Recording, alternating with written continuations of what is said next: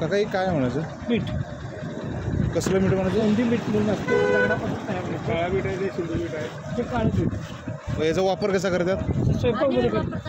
स्वयंपाकमध्ये करतात. नाही पण हे आता मोठं मोठं खडा बारीक करायचं. बारीक बुकणं करायचं आणि बरं. ते वापरायचं. हे कसं समुद्रातलं मीठ जे येते हा. तर माशांची बारीक बारीक तुकडं बिकडं असतात. त्याच्यात काय नसते खनितलं येतं.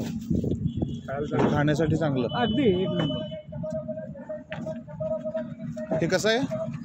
ये 60 रुपये किलो पुढे कालावला 100 रुपये किलो.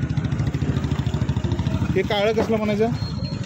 ये काला चलता है दही ताक में, फ्रूट में, नींबू पानी में, शरबत में, सोडे में, काला तेजाब में। हे मसाल्यासाठी. बरं.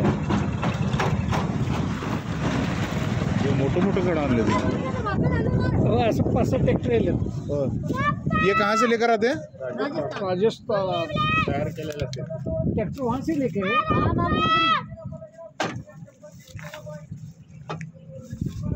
वो काला नमक होना क्या 100 रुपये किलो है?